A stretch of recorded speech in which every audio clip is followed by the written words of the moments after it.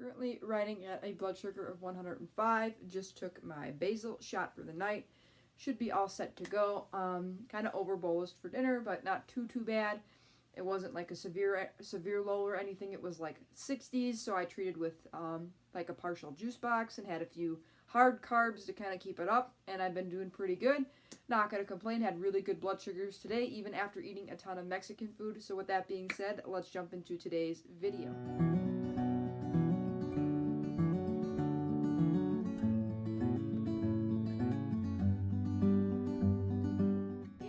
It's Maddie. Welcome back to my channel, and as you can tell by the title of today's video, I'm going to be discussing the importance and the critical information that Cgm'S or continuous glucose monitors can tell us.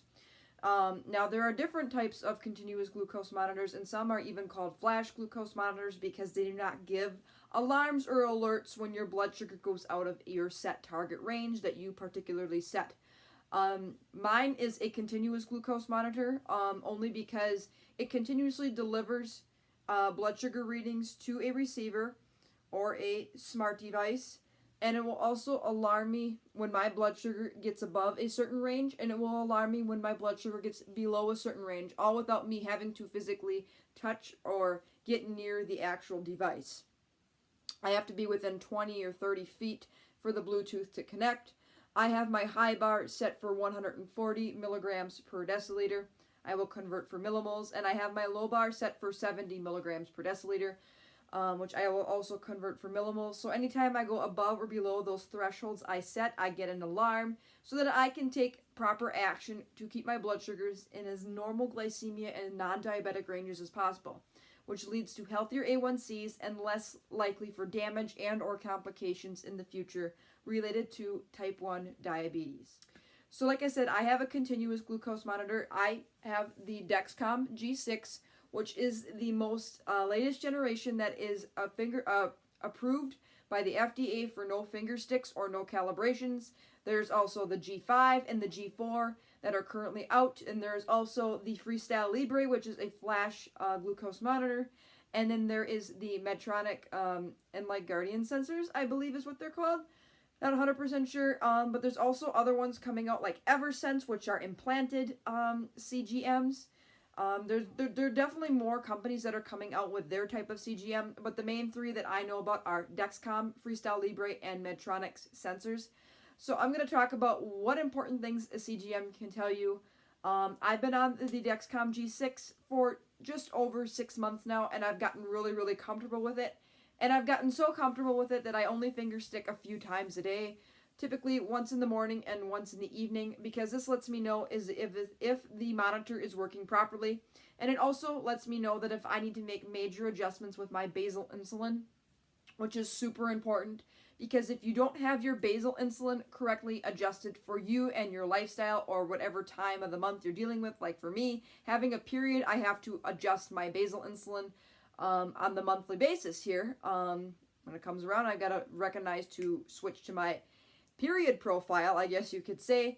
But if that basal insulin is not correct, nothing else will be correct, and you'll be thinking that it's your bolus insulin when it's really not. So this allows me to look at that and see those kind of adjustments. But I'm going to talk about the few things that really you can get from a Cgm. The very important things that you can't get from just finger sticks. So number one is the speed and the direction your blood sugar is headed.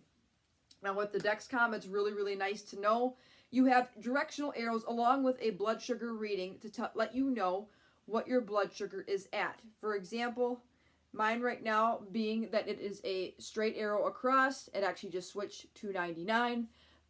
That blood sugar is really stable and it's not changing much, maybe by 1 or 2 milligrams per deciliter every minute. Or every 5 minutes or something. It's not very rapid changing. It's not intent. It doesn't look like in the future that my blood sugar is going to skyrocket or it's going to plummet. And the same with the up and down arrows. There is slight arrows headed up and slight arrows headed down to let you know it's probably dropping 1 or 2 milligrams per deciliter. And then there is straight arrows headed up and double arrows headed up, and the same going for down to let you know that your blood sugar is probably dropping pretty rapidly. or extra rapidly, or rising extra rapidly, depending on if you get a single or a double arrow. I'm actually going to pull up something that I'm going to put in a screenshot here, or a screen recording here, as soon as I get that open. So this helpful for Dexcom users tip is really, really nice. Let me turn this brightness up so that I can see. So this helpful for any Dexcom users is absolutely amazing. If you have the double arrows headed up, it says your blood glucose could increase more than 90 milligrams per deciliter in 30 minutes, which is pretty rapid.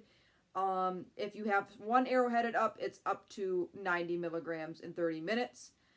So the difference between the double arrows and the single arrows headed up or down is over 90 is if you're double up, and just at 90 or a little less is single arrow. And then the same for looking at the down section, decrease or more than 90, or possibly decrease up to 90. And then when you have slight arrows up, it's possibly going to go up 30 to 60 within 30 minutes, and the same for slight arrow headed down. And like I said, with the stable, it's not increasing or decreasing more than a milligram per deciliter for each minute. So I hope you guys get to see it and enjoy that. But that gives you kind of an idea of what the arrows do. The arrows definitely indicate the speed and the direction. If your blood sugar has straight arrows up or down, that means your blood sugar is moving really, really quickly in a direction you probably don't want it to. Because obviously we don't want to see roller coasters. We want to see nice, gentle blood sugars.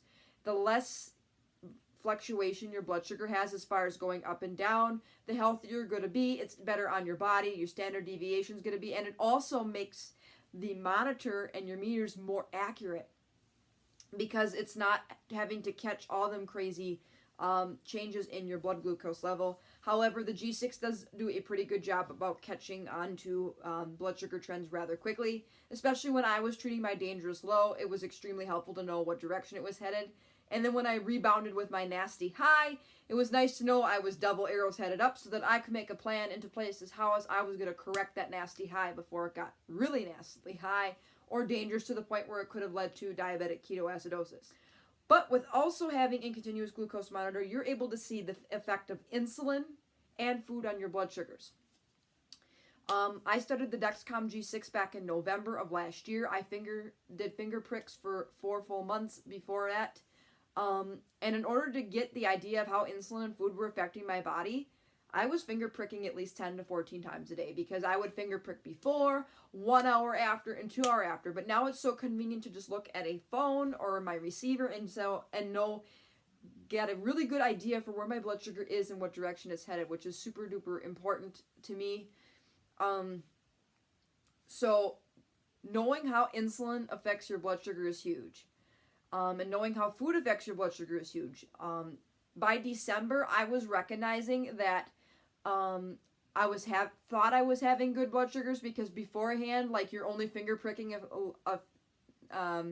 maybe 10 or 14 times a day. You're still not getting that whole picture.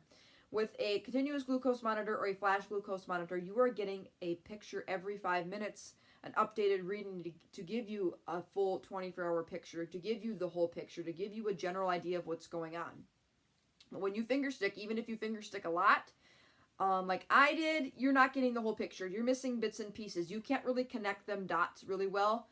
And I never would have thought about pre-bolusing until I got a CGM, and I was seeing that, okay, my insulin doses are proper, but my blood sugar starts at 90, heads up to 170, and crashes down and levels off. Well, I don't really want that for myself, because I know non-diabetics really don't go that high. So then I implemented pre-bolusing, and I wasn't scared to let insulin get in my body ahead of time, because I had the monitor to kind of track of when that insulin is starting to take lead, and then when the food kicks in to level it off and kind of coast with it really nicely.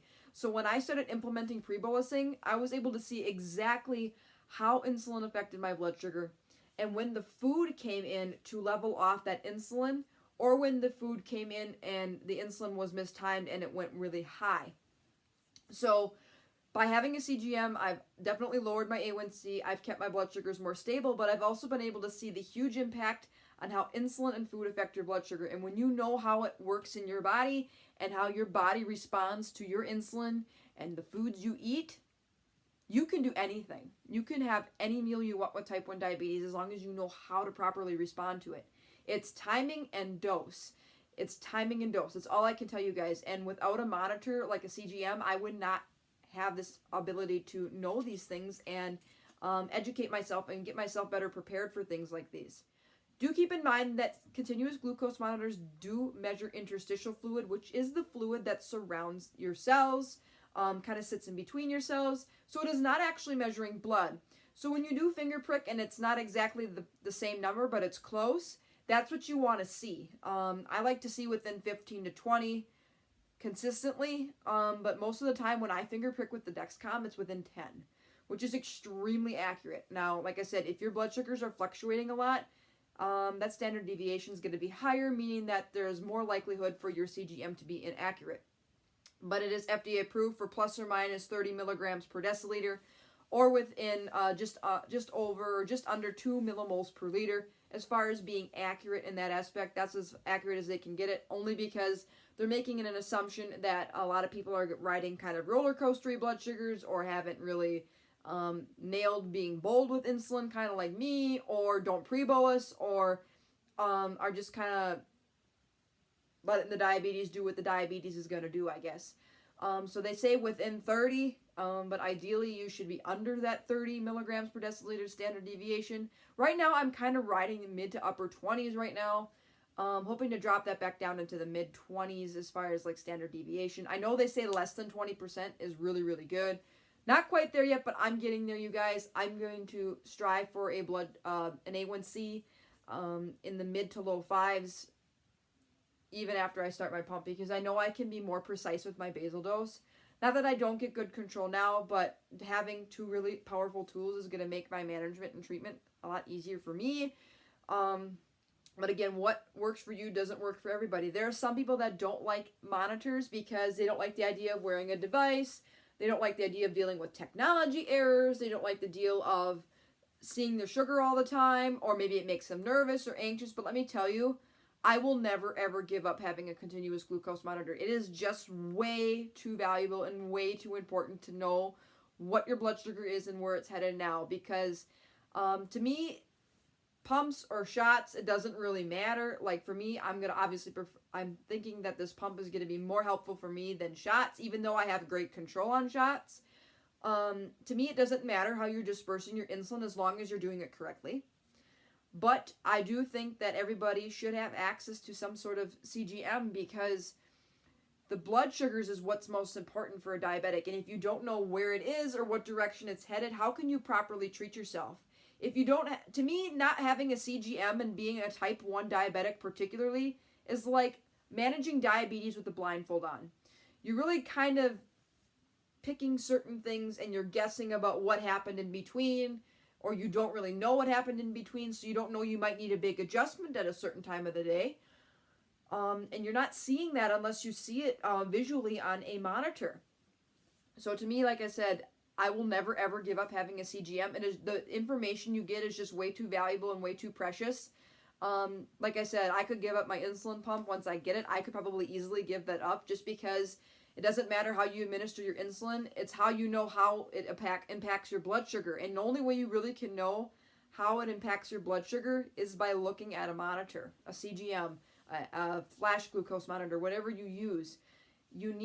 I think it's really important that we all have access to one of these. And it's sad that some people can't afford them or don't want them, because they are extremely valuable. I mean, I will never ever go back to just finger pricking if I can avoid it, because Dexcom is absolutely amazing. Having a CGM is so enlightening and is so powerful, because like I said, if you know what your blood sugar is, you can correct those dangerous highs and those dangerous lows before they start impacting your health and giving you complications that you don't want to deal with. So anyways, I hope you enjoyed this video about kind of me explaining what are the really important things that happen in a CGM and how important they are. And living with the Dexcom G6 for almost 6 months, I'm never going back. It is so comfortable. I hardly feel like I'm wearing it. Even with this tape on, it does not hurt. It's not painful to insert, you guys. That's something I was definitely scared about when having a CGM was, is it going to hurt? Is it going to bother me to wear it? Is it going to be a nuisance? And it definitely hasn't. I highly, highly recommend Dexcom. That is the one my doctor definitely wanted me on just because of the alarms and alerts. Did some research and she said, I want you on the G6 because of its accuracy. It is the newest one. You're going to love it. And I fell in love with it, and I'm in love with it. I won't go anywhere without a Dexcom. I feel so safe at night now, knowing that if my blood sugar is 83 and coasting at night, perfect. That's where it needs to sit. That's where a non-diabetic would sit. But beforehand, if I had an 83 before bed, I would often, maybe I wouldn't treat right away because I knew it was non-diabetic level, but I would probably get up at midnight and 3 o'clock in the morning and do a finger prick just to make sure I wasn't dropping too low. And if I was, drink a little juice and fix the problem. That is not the case anymore. I hear these alarms and alerts at night. I can make a proper decision about my glucose levels and how to keep them in as tight a range as possible. It gives me such a peace of mind. It gives my family a peace of mind.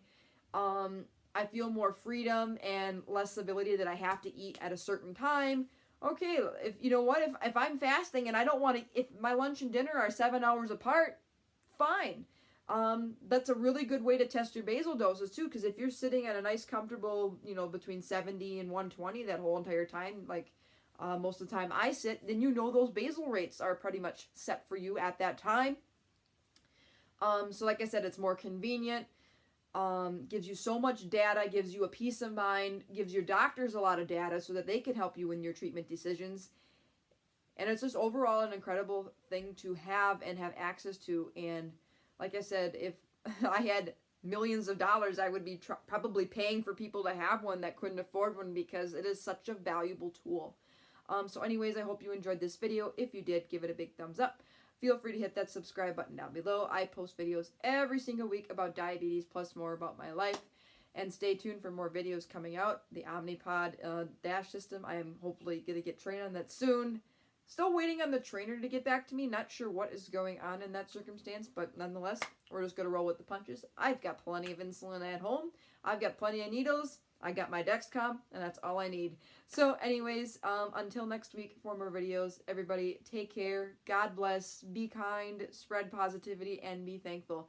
And if you do not have a CGM, definitely think about asking your doctor about one. Do your own research, and I hope that you decide to go for one because I think once you get on one, you're not going to regret the information it gives you. Bye, everyone.